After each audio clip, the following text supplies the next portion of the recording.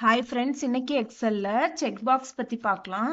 First இப்போ இங்க வந்துட்டு நமக்கு செக் பாக்ஸ் இன்சர்ட் பண்ணணும் அப்படின்னா ஜஸ்ட் இன்சர்ட்குள்ள போனோம் அப்படின்னா இங்க செக் பாக்ஸ்ங்கிற ஆப்ஷன் கொடுத்துருக்காங்க.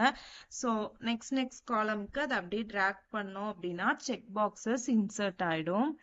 ஸோ நெக்ஸ்ட் இப்போ நம்ம இதை வந்து டிக் கொடுத்தோம் அப்படின்னா இங்க பாத்தீங்கன்னா ட்ரூ அப்படின்னு சொல்லிட்டு உங்களுக்கு சேஞ்ச் ஆகும். ஸோ இப்போ நம்ம வந்து அதை டிக் மார்க் பண்ணல அப்படின்னா ஃபால்ஸ் அப்படின்னு சொல்லிட்டு எக்ஸல் அண்டர்ஸ்டாண்ட் பண்ணிக்கும். ஸோ இதே மாதிரி எல்லா ரோஸ் அண்ட் காலம்ஸ்க்கும் நம்ம வந்துட்டு செக் பாக்ஸ் இன்சர்ட் பண்ணிக்கலாம். ஸோ இப்போ எக்ஸாம்பிள் இந்த மாதிரி 3-4 ரோஸ் இருக்கும்போது ஓகே. சப்போஸ் மோர் தேன் 10-20 ரோஸ் இருக்கும்போது கவுண்ட் பண்றது கொஞ்சம் டிஃபிகல்ட்டா இருக்கும். ஸோ அதுக்கு கவுண்ட் இஃப் அப்படிங்கிற ஃபங்க்ஷன் கொடுத்துக்கலாம். கொடுத்துட்டு இப்போ நான் வந்துட்டு ரேஞ்ச் செலக்ட் பண்ணிக்கிறேன். ஸோ கமா ட்ரூ அப்படின்னு சொல்லிட்டு கொடுத்துக்கிறேன்.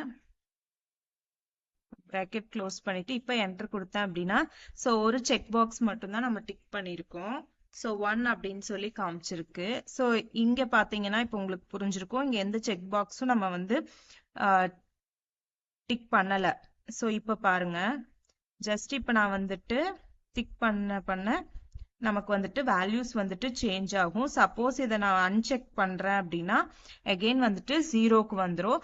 இந்த செக் பாக்ஸஸ் யூஸ் பண்ணி அட்டெண்டன்ஸ் ட்ராக்கிங், ஷிப்மெண்ட் ட்ராக்கிங், இந்த மாதிரி நிறைய எக்ஸல் வீடியோஸ் நம்ம அப்கமிங்ல அப்லோட் பண்ண போறோம். இந்த மாதிரி மோர் வீடியோஸ்க்கு நம்மளோட சேனலை சப்ஸ்கிரைப் பண்ணிக்கோங்க. தேங்க்ஸ் ஃபார் வாட்சிங்.